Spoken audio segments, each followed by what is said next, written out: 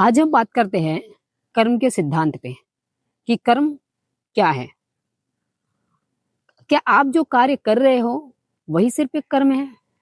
नहीं, आप जो सोचते हो वो भी एक कर्म है। आप जो बोलते हो वर्ड, वो भी एक कर्म है। और जो आप कार्य करते हो वो भी एक कर्म है। कर्म 3 प्रकार के होते हैं। पहला संचित कर्म, दूसरा प्रारब्ध कर्म और तीसरा क्रियमाण कर्म। संचित कर्म मतलब कि आपने जो पास्ट में किया है या पिछले जन्म के आपके जो कर्म हैं वो संचित कर्म है। और जो प्रारब्ध कर्म है मतलब कि जो आप अभी भुगत रहे हो, जो आपको अभी आपके साथ जो कुछ भी अभी हो रहा है वो आपका प्रारब्ध कर्म है।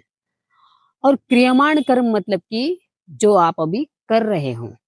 समझ ला, जो आपके साथ हो रहा है वो प्रारब्ध कर्म है, जो आप कर रहे हो वो आपका क्रियमाण कर्म है। मतलब कि आप नया कर्म कर रहे हो और इसका फल आपको फ्यूचर में जाके मिलेगा। प्रारब्ध कर्म मतलब कि आपके जो संचित कर्म है पास्ट के, उसका फल आपको अभी मिल रहा है। आप ये कभी मत सोचना कि आपने कोई छोटे से छोटा भी कोई कर्म किया है, कोई गलती कर दी है तो माफी मांगने से ठीक हो जाएगा। नहीं, आपको इसका फल जरूर मिलेगा। इंसान अच्छे कर्म करने के बाद में कभी नहीं भूलता, वो उसका इंतजार करता है कि इसका फल मुझे कब मिलेगा। लेकिन इंसान को बुरे कर्म का भी फल जरूर मिलता है। आपने कभी सोचा है कि हम इस धरती पर पैदा क्यों हुए हैं और हम मानव है, और ये हमारे आसपास जो दूसरे जानवर है, दूसरे जीव है, वो इतनी तकलीफ क्यों झेल रहे हैं? तो मैं आपको बताऊं कि हमें जो मानव जीवन मिला है और हमें जो सोचने समझने की बुद्धि मिली है, तो हमें हमारे जो पुराने कर्म है उसका परिणाम भुगतने के लिए और दूसरे नए कर्म बनाने के लिए हमारे पास मौका है कि हम दूसरे कर्म बना सकते हैं। और जो जानवर है वो सिर्फ कर्म भुगतने के लिए आए हैं, वो नया कर्म नहीं बना सकते, वो सिर्फ कर्म भुगत सकते हैं। अगर कोई शेर किसी बकरी को मार दे, किसी गाय को मार दे, किसी इंसान को भी मार दे, तो उसके ऊपर पाप नहीं लग सकता, उसका कोई कर्म नहीं बन रहा है, क्योंकि उसकी बुद्धि नहीं है, उसमें सोचने समझने की बुद्धि नहीं है। लेकिन इंसान किसी भी जीव को मारे, यहाँ तक कि अपने शब्दों से भी किसी को तकलीफ पहुंचा रहा है, अपनी सोच से भी किसी को तकलीफ पहुंचा रहा है, तो इसका परिणाम उसे भुगतना पड़ेगा। आप हो या मैं हो, अच्छे कर्म करके हम 17 बार सोचते हैं कि इसका फल हमें कब मिलेगा, अभी क्यों नहीं मिल रहा है। लेकिन कभी बुरा कर्म करने के बाद में आपने सोचा है कि इसका फल मुझे कब मिलेगा? आप चाहे जितना मंदिर चालो, जितना मस्जिद जालो, जितनी चाहे पूजा पाठ भक्ति कर लो, लेकिन आपने जो कर्म किया है उसका फल आपको मिलेगा जरूर।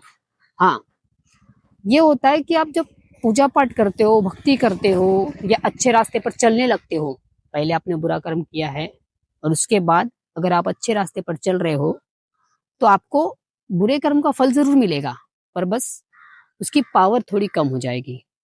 आप ये जो नारियल के पेड़ देख रहे हो ऊपर, अगर मैंने कोई ऐसा काम किया है, ऐसा बुरा कर्म कि जिसकी सजा ये है कि कोई नारियल बड़ा सा मेरे सर के ऊपर गिरना है, ये मेरा कर्म का फल है, मुझे मिलने वाला है।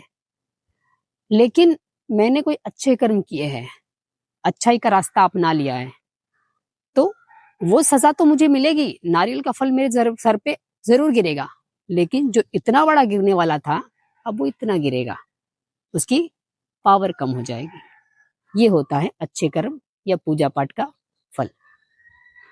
आपने समझ चुके होंगे कि आपको कर्म अच्छे करने हैं, क्योंकि आपके पास मौका है अच्छे कर्म करने का। जानवरों के पास कोई मौका नहीं है। जो आपके साथ हो रहा है वो भी आपके कर्मों का फल है, और जो आप आगे अभी जो करोगे और आगे जो होगा वो भी आपके कर्मों का फल ही होगा। और आप चाहते हो कि आपके जो पुराने बुरे कर्म हैं वो उसकी पावर थोड़ी कम हो जाए, तो आप अभी से अच्छे कर्म करने लगो। लोगों के बारे में सोचो मत। लोग, आपने एक बात सुनी होगी कि लोगों के बारे में ना बुरा सोचो ना अच्छा सोचो, लोगों के बारे में सोचो ही मत। आपको ये जीवन अपने लिए मिला है, अपने बारे में सोचो, अच्छा सोचो और अच्छे कर्म करो।